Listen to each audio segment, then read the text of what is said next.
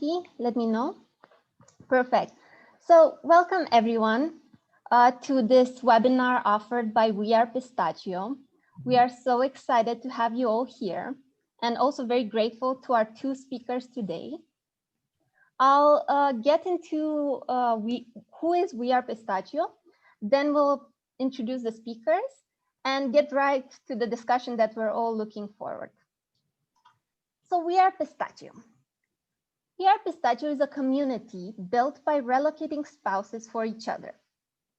And We Are Pistachio is there for relocating spouses and broader communities by helping them learn, upskill, network, build their local presence. So you see that our offering is upskilling webinars such as this, mentoring sessions where we organize broader programs for relocating spouses, but also events for networking, because we know how important it is once you relocate to a new country to build your pod and your network. Pistachio team is here today with us. Aditi, our founder, Deepali, who is also going to moderate the session today. You see me in the middle, Anka, program manager, and two other beautiful volunteers that work with us to build this community. And let's get right to it because we have 1 hour and I'm sure a lot of questions waiting for our two speakers. We're here to talk about project management and get some career insights from two seasoned project management professionals. I know them personally and I have benefited greatly in my project management career. So I'm really, really excited to hear them speak. We have Jayanthi, Group Program Manager in the Transformation PMO at T-Mobile and VP of Marketing at PMI Institute. PMI Institute being the organization that organizes the PMP certification, which I know all of you have questions about. And we have Katherine Boyd, CEO at Halycon Northwest, the entrepreneurial voice in this room that will show us that it's not always a corporate career that awaits you, but also your own business can be a very successful avenue. And last but not least, Deepali Paul, our co-founder, that will moderate today's discussion and walk us through the life experience of these amazing speakers. So I'll just hand it over to Deepali and looking forward to the session. Hey, thank you so much, Anka. Thank you for that introduction. Just to let everybody know, we will have this Q&A session for another half an hour, 35 minutes, after which we will have 20 minutes dedicated for questions and answers. Both Katherine and Jayanthi would answer any questions that you may have. So keep the questions coming. We will get to it only by the end of it, so that we are able to actually hear insights from these two experts. But keep typing the questions and we will take them on as we see them towards the end. So welcome Jayanthi, welcome Katherine. It's such a privilege to have both of you on this panel discussion. The first question to you, Jayanthi, is that we would love to hear about your project management journey. So why don't you walk us through that? Hey, thank you, Deepali. Thank you, Anka, and thank you, Aditi. It's a great honor to be speaking to this audience and being partners with you. Sincerely appreciate that, and I sincerely admire what you bring to the community. So that said, my career starts with a software engineering background. For me, it's always been, I had a kind of like a mentor, but did not understand the word mentor at that point in time. I've always had opportunities come my way through someone who has seen my work and said, you'll be good at this one, why don't you try that? I continue to benefit from it and I like to pay it forward.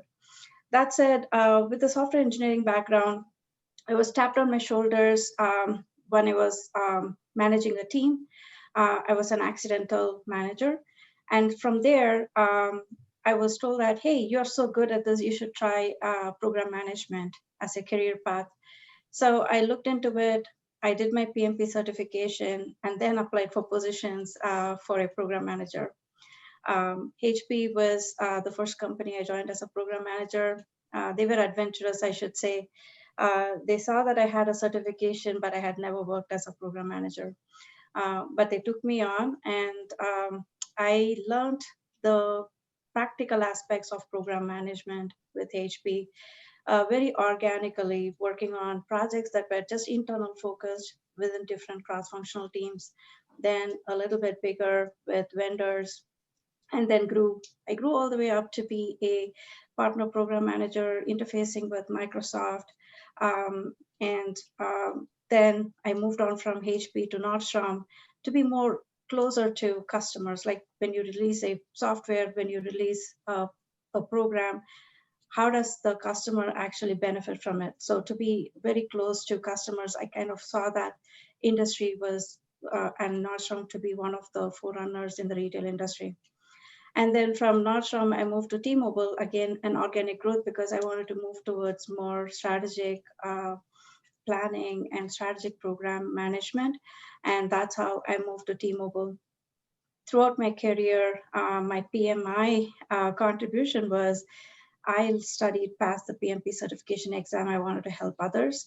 So I was doing that. And then my natural affinity towards process improvement kind of led me through to start helping the local chapters.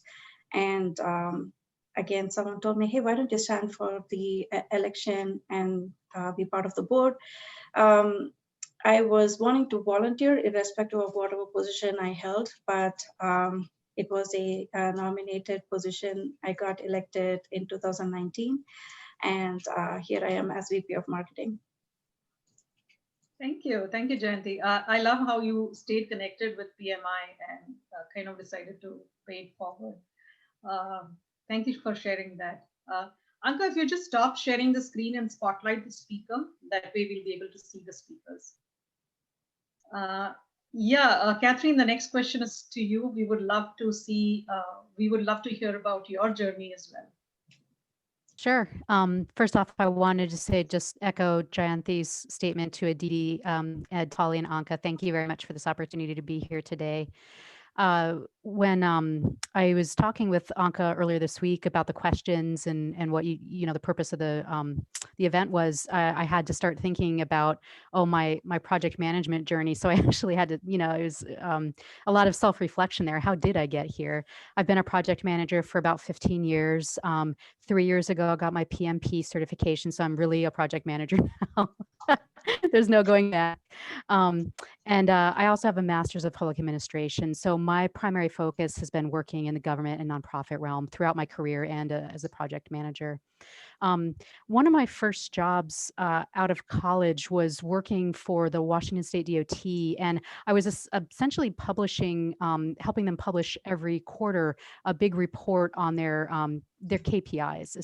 That's what you would call it in the business world. And it was a humongous document, very thick, and I was basically putting together and publishing pieces of that document.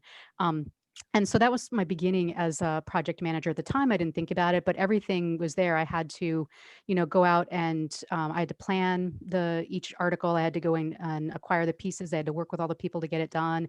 I had to manage, the timelines to make sure it was getting done on time.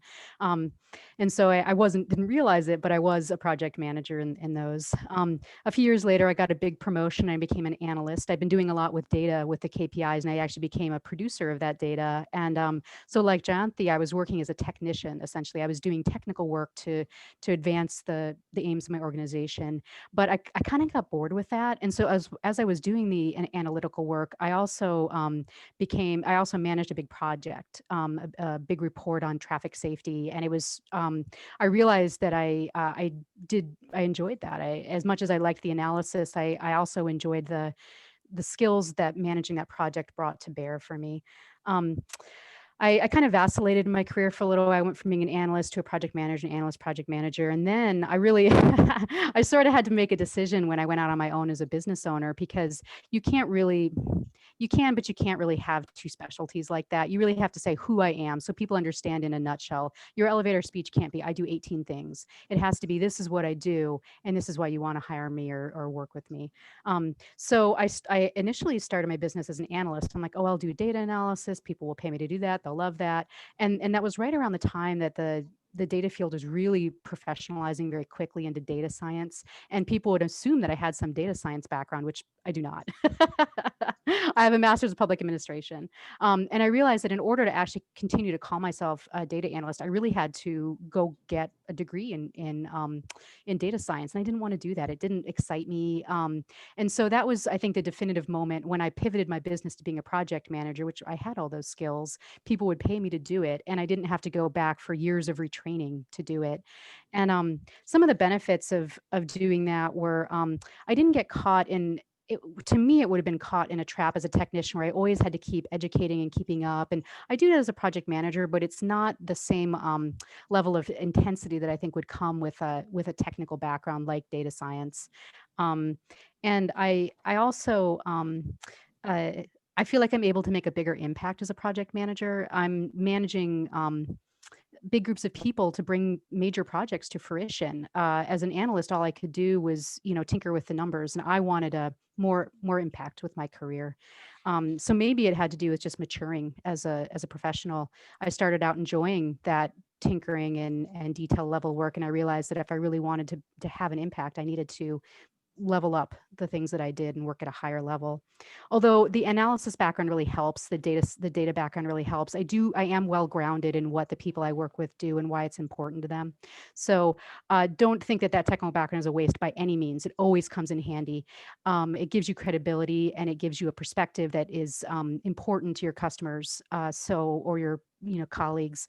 So don't think you've wasted your time. You've just created a foundation that you can now build a new structure on, a new arc to your professional career. And to continuing to grow as a professional, as a project manager. Owning a business is one giant project, ongoing, never ending. So maybe it's not technically a project, because a project technically has an end.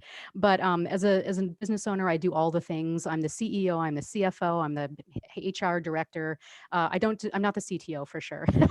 Some other poor soul I hired to do that. And finally, I just last month, or just a couple weeks ago, I got a certification in change management, which is, I believe, an aspect of project management. So I'm still continuing to grow in my career. I still call myself a project manager. I think I will always have a project manager heart, but I continue to grow and let my career take me where I feel I want to go. And I have a lot of autonomy over how I grow my career as a small business owner. And I'm allowed, my environment doesn't shape me. I shape my environment, which is very satisfying. Very insightful. Katherine, thank you so much for that. And you touched upon a really important point, your decision to kind of become a project manager as compared to a data analyst, because I personally know so many analysts who don't know whether they should pursue their career as an analyst or as a project manager. And I think, you answered the question for them, the kind of analysis that you used to kind of get that decision yourself would help most. So thank you so much for that. So, we have many of our members, who say, oh, I'm very well organized. I'm good at organizing people, or I'm very good at keeping people accountable or making sure they perform the task, or I'm a problem solver. So, the question to you, Jayanthi, is that what does it take to be a successful project manager? Do you think these skills are going to come in handy? Well, first of all important skills that have been listed there, I wouldn't discount any of them. As I was telling about my history in project management and listening to Katherine, one of the things that come to mind is project management is a balance of soft skills as well as hard skills. So I would like to clarify what I think personally has helped me in terms of hard skills, and similarly what helped me in terms of soft skills. So when you talk about hard skills, most definitely you need to know what your business or your industry is about. If you want to be industry agnostic, you should be flexible enough when you move from one industry to the other to understand the basics of that industry or your company. Learn it, because that is very important. It's a business knowledge, the flow of a customer's data, or what journey a customer would take to get the services that the company is providing or the product that the company is providing. Very important, right? And I put it under the skill of hard skill, because this is something that you have to actively engage in, because there's opportunity for you to just totally be blindsided without investing in learning that. It's very important. The second one I would say is you cannot be away from technology. I'm saying that even though I feel like a hypocrite, right? I moved away from software engineering into project management.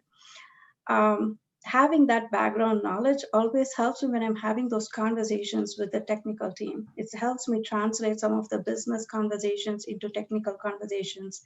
That is a very important aspect of a project manager. So having the technical background is very important. If you're not having a technical background, learning one particular language or the basics of software engineering will definitely come in handy for you.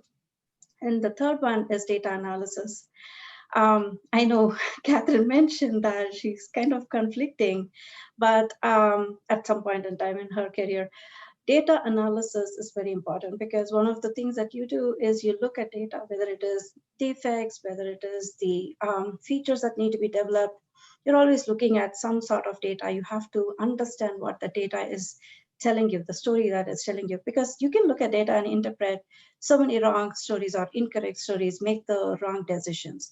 To actually understand what the data is telling you and help the leaders or yourself make the right decision as a project manager, leading this whole group towards delivering something to your customers, this is very important.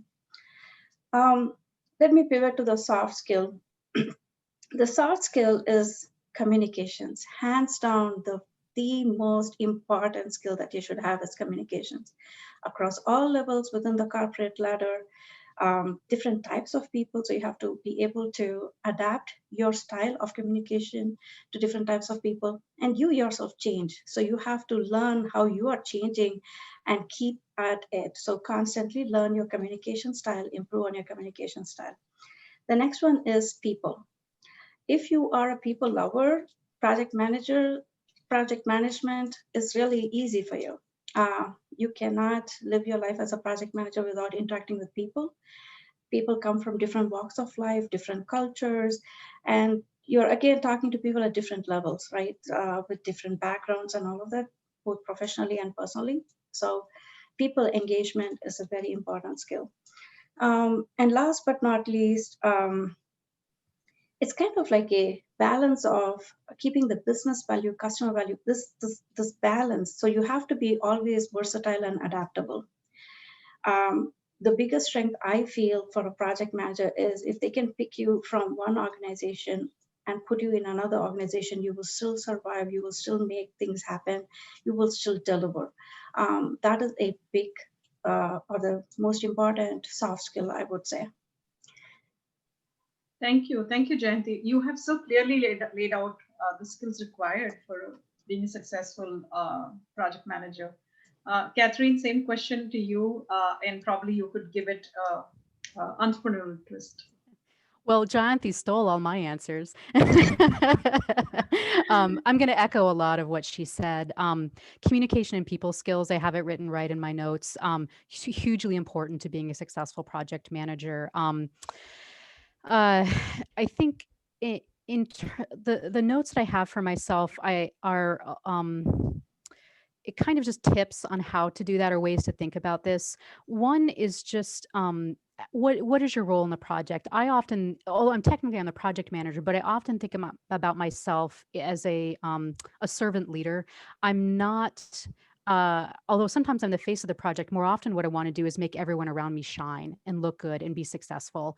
And if you come at it like that, everyone's going to love you because you're always making your colleagues look good. And that by reflection, that's going to build your credibility, your reputation, people's trust in you, your career opportunities to get more projects, bigger projects, more high profile projects. So I think having the right mindset of making other people look good and make them be successful, and whatever that takes, getting barriers out of their way, helping them articulate a point that they haven't been able to articulate, that stuff is all really important, and that's heavy duty people skills.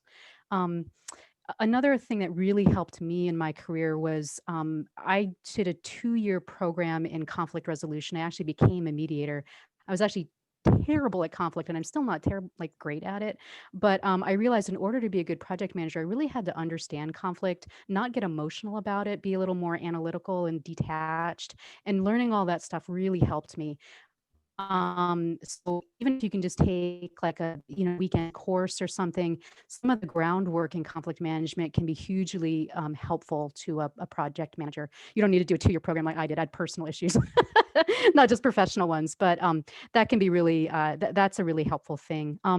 In terms of communicating, creating a communications plan is great, but some of the subtleties that go into that are just keeping in touch with people. Find a reason to reach out, send them an email, send them a message, drop by their office. Seeing you or being reminded of you is really helpful, especially when you're not asking them for something. You're just saying hi, or you're passing them along a little hot tip. And then figuring out a way to communicate that is useful for them. Some people, I usually ask people when I first meet them, hey, how can I keep in touch with you the best way? And people say it runs the gamut. Some people say, give me a phone call. Some people say, send me a text message. Some people say, send me an email every month with all the data about the project in it. And sometimes the people say stuff, but that's not actually the best way to get in touch with them, because either they don't know what the best way is, or they're not ready to tell you that stuff yet. But there's one sponsor I worked with on a project. The best way to keep in touch with him was to drop by his office early in the morning before anyone got to him and sit down and have a 45-minute long conversation. And that's the way I made a ton of headway with him and got his ideas into the project, his useful ideas into the project. So that's a kind of a combination of people and communication skills, asking, but then also adapting based on what you see is actually producing success for you. And finally, being a project manager does mean being a very good planner. Trying to think of all the angles, all the risks, all the milestones, the dates, but stuff is always going to go wrong. So being able to improvise in the face of stress, surprises is really important. Keeping your cool, not losing it, even though you really want to. Right before the call started, I was telling Aditi and Dipali and Anka that in October, the night before the launch of an MVP for a project I've been managing for over a year, the client computer I was using, I dropped it and shattered it. And so the next morning I drove 2.5 hours to Olympia, Washington to get my new computer and successfully launch the project. And I definitely wanted to cry. Instead, I just started making phone calls like, hey, I need help. It's past closing hours. People were able to help me. I was able to get all set up, and I arrived at the office the next day. My computer was there and we launched with no problem. Almost nobody knew I'd actually had this disaster. But just being able to not let those setbacks get to you is a really key skill to being a good project manager. Thank you, Katherine. I think conflict management is so important, and thank you so much for that. Jayanthi, the next question is for you. As you know, most of our members are new to the country. They have no experience probably in this country, or have limited experience, or have a career gap. And if they want to make a headway into a project management career, how should they go about it? Okay, first of all, let me tell you that, well, they are part of We Are Pistachio, so they already have something going for them. The second thing is PMI. Let me take a step back and say it all depends upon which path or route you want to take, right? In the sense that if you want to do something in terms of finding a job, so there are same set of things that you would do, but you would probably do a little bit of a different spin to it. For example, I would always say you need to build your resume. building your resume consists of experience and education, right? You do not have experience until someone takes a shot for you, right? Says, oh, yeah, let's invest in this person. It's okay, I'm going to take a risk, which is what HP kind of did for me, because even though I was working at the time, but not in the program manager role. So I would say volunteer, right? If you go to the city, or if you go look even in LinkedIn, you'd find many startups or nonprofits looking for someone who has certain skills, and they say, hey, can I have someone who will work free for me because I can't pay you. But if you volunteer there, you build your resume. In return, you just ask them to vote for your contribution there, right? So that's building your resume from a hands-on job experience perspective. The other one would be learning. And learning for me is like you have to relentlessly improve yourself. That is the term that I coined recently. As people keep talking about continuous improvement, I say relentless improvement. That is what you have to do. Be aware of where you are today, understand where you want to go, and then start identifying areas and specifics that you want to improve, and keep at it consistently. And even after you get a job, you have to keep doing it. That is the best way to go about it. So it's upskill, which is what We Are Pistachio offers you. It is, volunteering. Again, We Are Pistachio, PMI, and all of these other opportunities are there for you to develop yourself. Last but not least, network. And networking is very key, whether you're trying to do your own business, because now you're developing your clientele, your customers, and all of that. But when I look at it from a corporate perspective, LinkedIn comes in very handy, because you're going to say, hey, I want a job in the retail industry. So who are the big players there? Nordstrom, Lululemon. Like, you just go after those, like, identify people either you know through your contacts, or you can just cold call them. You'll be surprised at how many people are willing to establish a connection, talk to you, meet you for coffee, or virtual coffee these days, and have a conversation with you, share their knowledge and experience, and help you navigate. The trick thing here in networking is that you don't go at it. There's a skill aspect of it. You have to have that softer skills to keep the doors open and have that conversation. And the other thing is also that don't get dejected, right? If you try to establish a connection with 10 people, maybe 3 respond or 4 respond, keep at it, because your authenticity and your openness will actually reflect back from the other person. So out of the 10, maybe 3 or 4 respond to you. So these are the 3 main aspects, and all 3 of them I have done, even though I've been continuously working. Like, I didn't take a break in my career.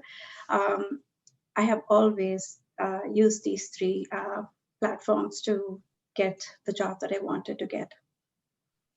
Thank you, Jayanthi. And just wanted to say it out there that We Are Pistachio is a great place to volunteer. Our volunteer placement rate is 80%. So, get in touch with us if you want to volunteer with us. Thank you, Jayanthi. I'm sorry, I want to interject and add one more point. Having a mentor. I can't actually say enough. My life, specifically the last few years, have been really positively influenced because of great mentors. And so do definitely seek out mentors, make sure your value systems match, and have a mentor and benefit from that. Thank you. Awesome. So We Are Pistachio offers both mentorship as well as volunteer experience. Thank you so much, Jayanthi. So Katherine, the next question is for you. From what I heard, PMP certification is what kind of solidified your, your place in the project management career. I'm sure all of us would love to know how the PMP certification has helped you in that journey, in your entrepreneurial journey. Yeah, there's a couple ways to look at this. One, getting the PMP gave me an immediate credibility. Some third party had evaluated me and said, I know what I'm doing. And as a consultant, I'm basically doing a job interview every few months. I'm always trying to find a contract and opportunity. So these folks don't know me. I don't exist inside a structure where they've been watching my career develop for years. So having this credential really helps. Some contract opportunities I've bid on, you have to have a PMP. So I would have been shut out had I not had that credential. So there's a lot of credentialing and credibility that comes along with the PMP that's helped me professionally. Uh, and also, it gives you a common language and some common concepts. So if you go into a new situation, Jayanthi was talking about being agnostic in your, the field you're working in. Regardless of where you go, if you meet another PMP, you're going to use the same terms and have the same concepts, and they're going to mean the same thing. You might apply them differently depending on, is this a product or a service you're producing? Are you working in tech versus in retail? But you'll have a common language, and that's really helpful. In terms of running a business, gosh, having a PMP super duper helps with that. Like I said, it's sort of an ongoing project, as well as there's a bunch of mini projects that come in. I have to create a social media calendar every year. That's a project. And one thing that it got me that was really helpful was an introduction to risk management. I hadn't really thought about risk management until I got a PMP. I just was kind of oblivious to it. But now every time I embark on something, I'm always thinking, what could go wrong and how can I manage for that? The PMP has this thing called a risk register, which is all the things that could go wrong. I didn't put dropping my computer on it, but I should have apparently. And then you think about, well, if those things go wrong, what am I going to do about it? Am I just going to accept that thing's going to go wrong, or am I going to have an alternative path, or am I going to try to make that someone else's problem? And that became a really good format for me for running my business. How do I manage risk in my business? And then finally, it made me better at my job. My clients are happier because I'm better at what I do, because I learned all the best practices of being a project manager. So I would say, as an entrepreneur, as a solo like a solo PMP or a solo project manager, it was a very useful thing to do, and I'm glad that I got the PMP. I was skeptical about it at first, but I'm glad that I did go get it. Thank you, Catherine. And Aditi had called PMP certification a hip pocket skill, and I think that's so true, because you could literally go to any part of the world, which is what our members are, who are relocating spouses. They're likely to move to any part of the world, and this is like the hip pocket skill that they can just pull out anytime to kind of start their career journey. So yeah, thank you so much, Catherine. So same question for you, Jayanthi. How has the PMP certification helped you in your corporate career? So this is where I say that being a project manager is innate in me, because I did the methodical steps. Someone told me, hey, you're good at it. I didn't jump into the job right away. I said, first, let me look at what I need to do.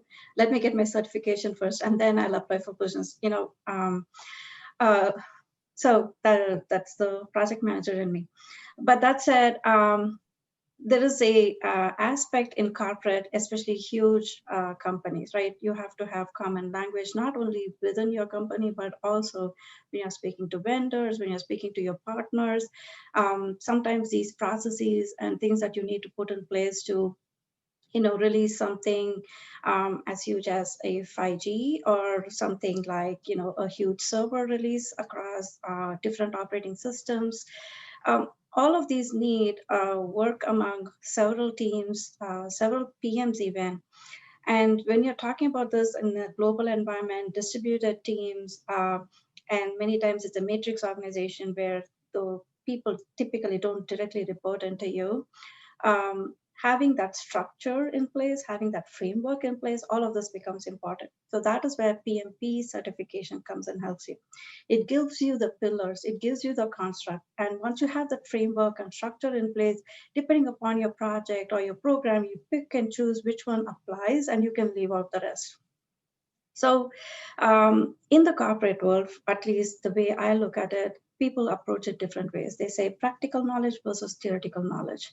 I would say you need a combination of both, right? You need to know that you are well-grounded, you have the proper structure and foundation in place. It's like when you're telling your kids to learn math, you do your times table, you do your units, you do your place maths, and you help them go through the first grade, second grade, third grade level of math, and then they are easy to become a problem solver, agnostic of whichever one. This is like the foundational structure that you need for being able to manage different types of projects.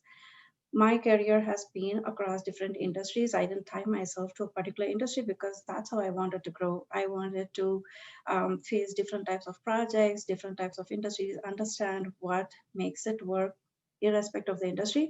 So you can grow that way, and you can look at the complicated programs that you can release, or projects or products you can release to customers. And so PMP comes in very handy there. It's also like it gives you certain tools, right? It's the tools is already there in your tool belt. So you don't have to go searching for something. Like if you're starting a project, you immediately know, hey, here are the 9 different things I have to do. Does contract management come in there? Maybe not, because I have all the people within the company or within my organization or something like that. But if I need it, I do have a template for it. I do have a structure for it. Communications plan, there's a template, there's a structure. So every aspect of it, and Katherine just mentioned the risk registry. So anything you need, it's like a repository of all the tools that you would need, different processes that you may need to implement, and different types of people you would have to engage.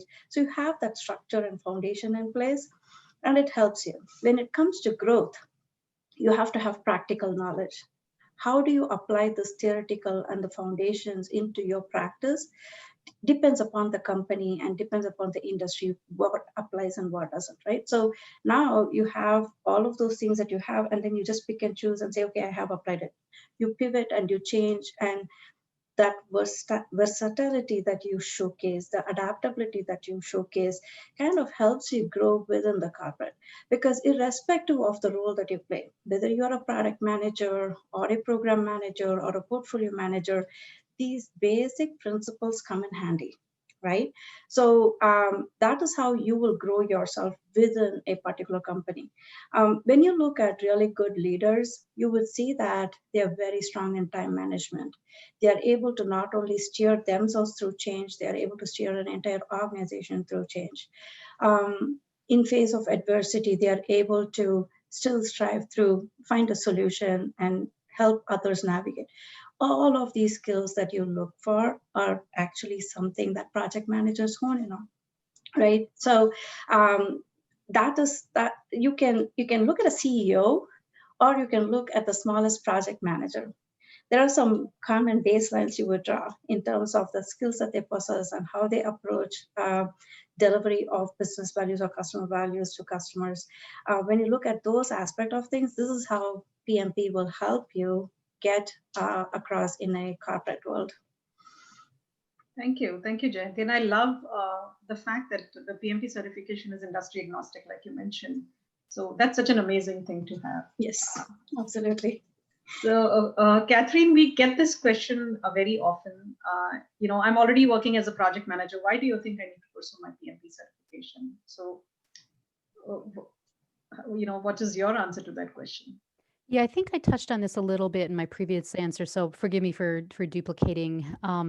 It gives you instant credibility. It does take work to get a PMP. It's I think you have to have many thousand hours of project management experience just to be the privilege, just to be given the privilege of taking the test. You have to memorize a whole bunch of stuff. It's not easy. And then you have to go and take a test that can be very difficult and stressful. And when you're done, you do get a piece of paper and some letters after your name that do have meaning. It gives you, like I said, a common language, common way to talk with people. And It is, and to kind of echo something that Jayanthi said, it really is best practices. I became a much better project manager after I did the PMP because suddenly I had a whole toolkit available to me of things I hadn't even realized before. I was sort of learning on the job or, from little articles I read here and there. And suddenly I sat down and just consumed and memorized a whole curriculum of, the best way to do everything about project management and the cutting edge emerging issues. And now like Jayanthi says, you tailor to your project. So every time I start a project, I go back to my PMBOK, the Project Management Book of Knowledge, and my other test study books, and I say, okay, how do I write a good charter? How do I, what do I need to be thinking about in terms of my communications plan? That stuff really does come in handy, and it gives you a foundation and a set of tools that you can bring to your work that has been agreed upon by the community are the best way to do the work that we do.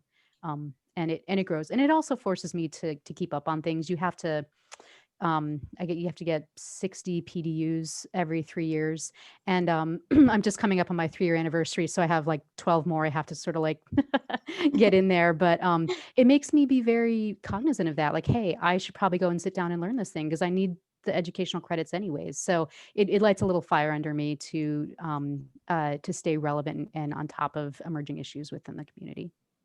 Thank you. Yeah, Thank you. I want to say something there, which is like, if you want to look at PMP and MBA, people look at MBA for more business, finance, and those type of things. That's where MBA typically started. Then it's like, now you need an MBA for being a product manager and all of that. PMP is something like that for program, project, and portfolio managers. It's like you have a PMP, this is the job classification that they will look at you for. And process improvement, change management, and all of these job families. When you look at MBA, they would say, oh, you need to be you want to be a product manager, we need to see that you have an MBA. If you want to be coming into like some of these different unique roles at a particular level, they say, hey, it'll be good if you have an MBA, like marketing and all of that. So I personally thought PMP would be an MBA equivalent in this job family. Thank you. Thank you, Jayanthi. I see questions already coming in. I'm just going to pose a last question to Jayanthi, after which we will take the audience questions. Jayanthi, what are the common career paths after PMP certification? Everybody knows about a project manager, but what else could we do after a PMP certification? You can grow horizontally or vertically. That is what I would say. So what I did was once I kind of wanted to grow in the foundational aspect of things really strong. So understand how to deliver and then start growing from there. So part of delivering is just the tactical organizational part. Okay, I need to deliver a project A. So what are the things, what are the requirements, what are the budget and scope constraints, and then you deliver it. Once you become versatile in that, then you start doing other stuff like, how do I improve? I have done it in like 6 months. Is it possible to have done it in 4 months? So you do a lessons learned and you iteratively improve.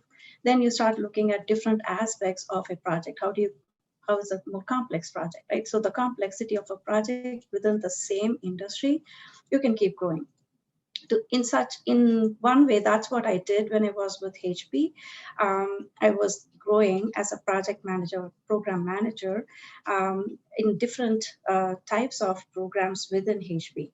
But also there's the other aspect of things, which kind of is like building in the vendor management side of things, building in the business side of things, which is like understanding the finances of a project, understanding how do you manage the resources. So it kind of grows you as a person, as a leader, right? So that is very important. And many times, once you're at a particular level, you can shift and become the lead of a PMO or organization where you're not only leading a group of people, PMs like you, but also growing leaders within your organization, helping the entire company or enterprise establish structure and help them navigate changes, help them manage their huge portfolios and delivering and improving on their delivery, right? So this is how you can grow internally or vertically within a particular company. But if you want to be someone like the kind frame that I have heard and I have personally used is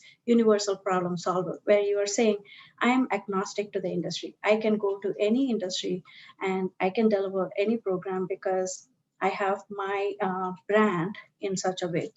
Right. So it doesn't matter whether you're in marketing or whether you're in technology focused, whether you're in retail, whether you're in health, right?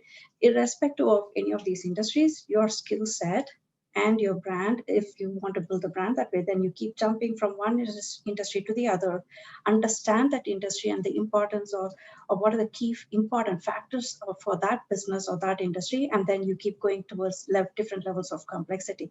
So there is like innumerable paths that you can take, as long as you understand what is success that is as defined by you, and you can achieve it. Thank you. So we will now get to the audience questions. There are 2 questions that have already come in. Please feel free to type the questions or come off mute and ask the question yourself. So the first question is from Supriya, and the question is PMP also helpful to a product manager role? So Jayanthi would take that question. So typically for product managers as a job requisition, when you see job descriptions, they're not going to call PMP out there. What they would probably ask you for is either a product owner certification or even product management certification. That is what they will look for. But when you look at, and I'm a certified product manager and a certified product owner as well. And the reason I did those courses is because it's, again, I'm looking to well-round myself, to be able to place myself anywhere I want to go. And sometimes as a project manager or program manager, what I do is fill in the gaps. Katherine touched upon it earlier on in one of her responses. When you are delivering a project and you're bringing a team together to deliver a project, you understand the lay of the land, which is what you're trying to achieve and who are your resources, right? Sometimes your resources are strong in some ways and your team is weak in some place. One of the good things that project managers do is they fill in that gap, right? There were instances when I put on a tester's hat and I started testing because that was a place where the team needed help. There are instances where we didn't have a marketing manager who had left the company. So somebody had to like go to market aspect of a launch, because if you're a project manager and you're a technical project manager, your launch completes when the technical aspect of your project is released. But a marketing manager continues on from there and makes sure that your customers, MVP customers, and all is taken care of. Sometimes you have to plug yourself in there and still continue and deliver. So this is why when you look at a product manager's job description and you look at a program manager's job description, you would see some similarities there, right? So do you need to be a PMP to be a product manager? No, but will a PMP certification help you get there? Definitely, yes. Thank you, Jayanthi. I hope that answers your question, Supriya. Yeah, thank you. That was very clear. Thank you. The next question is from Menika. She says, I'm interested in making a switch from being a software developer to a development manager. What are the areas that I would need to focus on, and what are the steps that I need to take to follow to make this transition? Jayanthi, I think you'll have to take that one as well, because it's all about software. Oh, no worries, no worries. So first of all, the first step many companies actually encourage you to do is to become a lead, right? And I will give you a couple of examples in my career as I have seen how software engineers develop. To become a lead, what do you have to showcase? Strong engineering or software engineering principles. Sometimes companies like T-Mobile, what it does is when they're doing the interviews, they test you for the foundational software engineering skills as well as your programming and problem solving capabilities as well. So if you're really strong in your software engineering skills, you will start influencing how good or how strong the code that is being developed by your team is, right? For example, are your colleagues looking at the scalability of the work that they're doing? Are they reusing code instead of investing too much time reinventing the wheel? Are they actually thinking about some of the performance engineering aspect of things? So think of it from the background of a software engineering perspective. Once you are establishing yourself to be able to not only do your code is not just strong enough, but also your peers. You do a peer code evaluation before it gets approved into submission into the pipeline for release. When you start doing that, you automatically establish yourself as a lead. Now, this is all the technical side of things, right?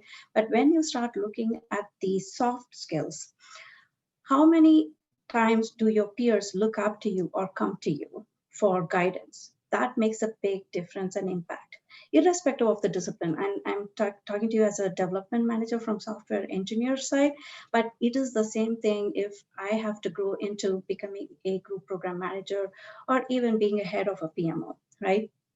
Do my peers respect me? Do they value my opinion and my guidance and my advice? Do they trust me, right?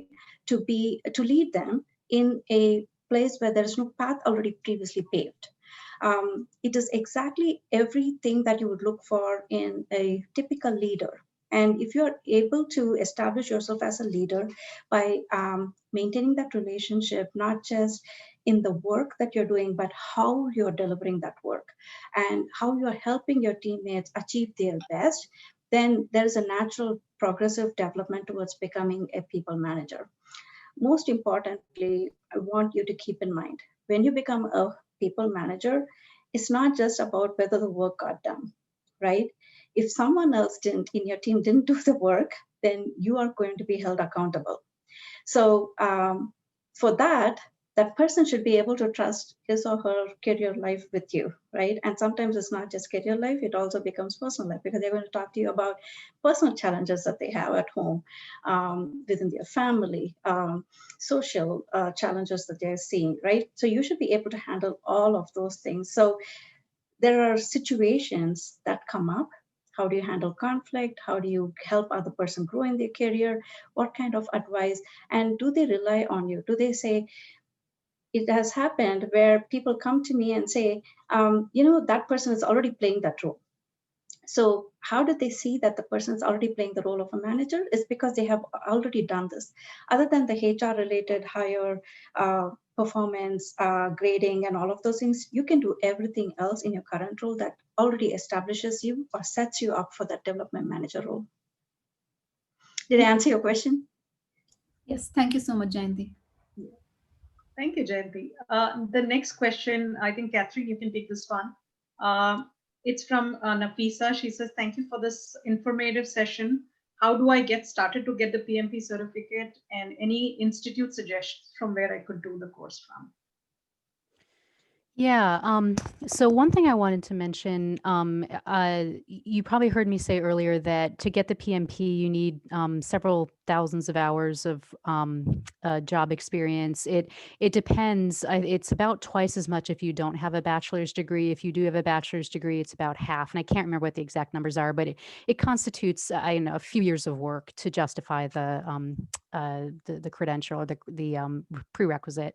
There's also a certification called the CAPM, the CAPM. And that is, I don't think there's any professional or experience requirements for that, but it's a lot of the same concepts that you learn in the PMP. So if you did want to get a start on professionalizing in that way, credentializing, the CAPM might be a good place to start. And it's also a Project Management Institute certification. So it's the same, you go to the same website, you just, instead of clicking on the PMP, you click on the CAPM. So I'm gonna take a quick look. I see two questions. One's from Ash and one is from Alden, and I think they're related. So Dipali, is it okay if I kind of tackle both those questions, or did you want to? Okay. And okay, I got about 5 minutes left. So I actually took my PMP exam almost 3 years ago when they had just introduced the new curriculum. So I was one of the very first people to take the new test. And I would say that the biggest difference between the old curriculum and the new curriculum, it was the introduction of Agile. Agile had previously, I think, been a kind of its own thing in the PMI world, and they really beefed it up in the general PMP credential, which came in very handy for me because I do actually do several Agile projects. So I've done several scale agile projects. The other thing is to build on what you already know, I would just pick up another copy of the PMBOK and the latest version, and then each page or each chapter has a little emerging issues section, and I would read those because those are things that are coming out, and they are things that you could get asked about. And then beyond that, I would take a class. I think you have to take a class anyways. Maybe your old credits would transfer over, but that's just hands down the easiest way to make sure that you've met the requirement for the studying and that you have the background necessary, because it costs to take that test. I think it was $400 to $500 when I took it, and you only get 3 bites at the apple. So if you fail 3 times, you got to go pay again. So I think it's a decent investment to take the class. Also, great networking opportunity. You'll be around a bunch of project managers. Someone tried to recruit me right from my class. Fortunately, I wanted to stay in my company, but that's a wonderful way to grow a network too, is to take that class. And I took the PMI class, and in return for volunteering, they actually gave me a discount on the amount that I paid for the class. So that was very kind of them. I owe them to this day, and I try to pay them back in any way I can. So it doesn't have to be a $1,000 investment in the class. So that's another thought. And then taking a look at what Alden asked, there's project management education levels. The PMP is the project management professional. PMI is the institute. Masters of Science in Project Management. Okay, great question. And I had to work my way through the examples because they are meaningful. PMI is actually the institute that issues the PMP. So those things are essentially one and the same. And it's, how would I put this? This might be a little related to the MBA question that someone asked at the very beginning of the session, Jayanthi touched on earlier. The education you get in school is probably more theoretical and more looking at the broader aspects of business and project management embeddedness in that. And the PMP is very much a best practices curriculum. It's a bunch of memorization. I had to memorize dozens of formulas, for instance. And that stuff is very technical and might not have like wider application to say how a PMO functions inside of an organization. I had to know the definition of that and a little bit about it, but I didn't really have to understand that in any like deep sense in order to be successful at the PMP. So I think of the PMP as a toolkit and a best practices, like things you can bring immediately to your career. I think about a educational background in project management as something that's a little more theoretical and more embedded in looking at how the project management role works within an organization and helps an organization achieve its goals.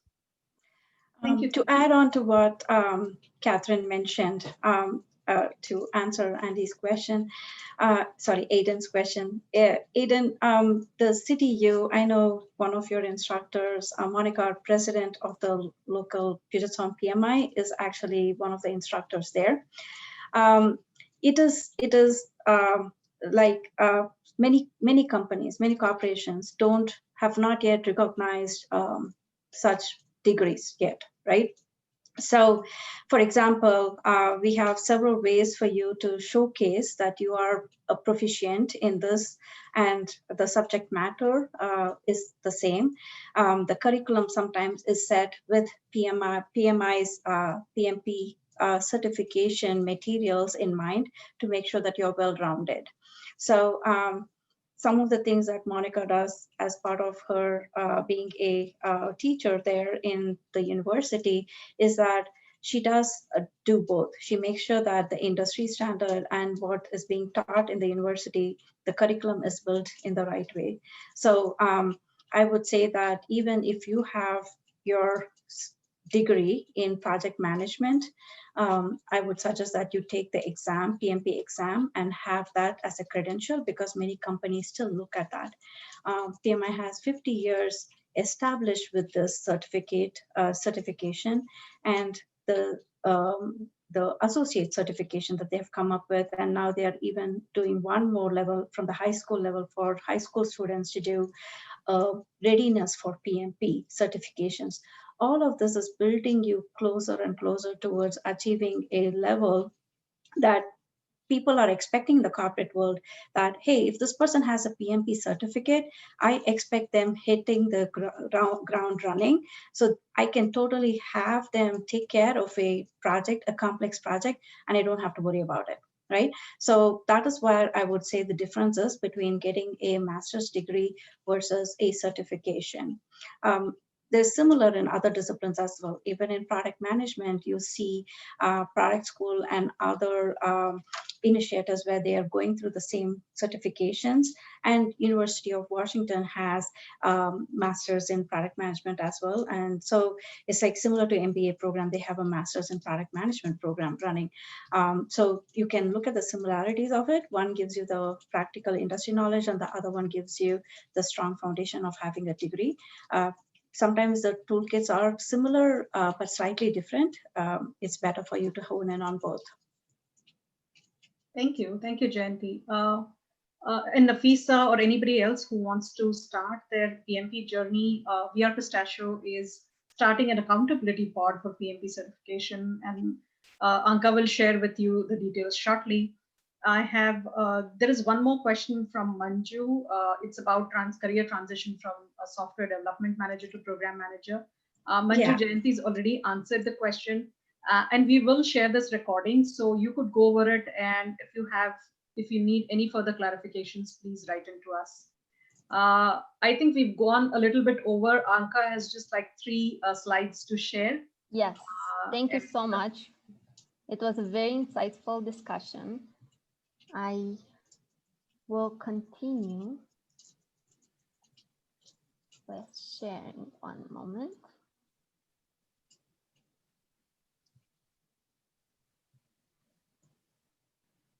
Perfect. So we talked about PMP. I don't have to convince many of you. You heard credibility, toolkit, brings you on the job market and makes you competitive, capable to manage complex projects. How are we helping you in that journey? So VR Pistachio is a group of credentialed project management professionals that have their PMP under the belt. And we've gone through the journey. We know it can be very inefficient, stressful, as also one of our speakers mentioned today, but it doesn't have to be. We are here to help you. We've done it a couple of times, many of us, and we have a couple of resources, tips, and a group to keep you accountable on this journey. So for the next 8 weeks, we will make sure that in 1 month, you get your application ready. And then the second month will help you plan it out. Your study plan will be up and ready for you to get going. And I can give you the example of 2 stories. We started at the same time. Somebody is still thinking 1 year after if she will do her PMP.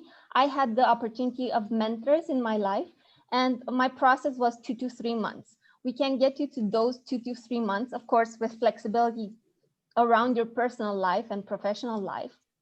But we're here and we're studying in February, 1st of February, more precise. So follow VR Pistachio for news and more details about this program, but we're excited to work with you and get you to action.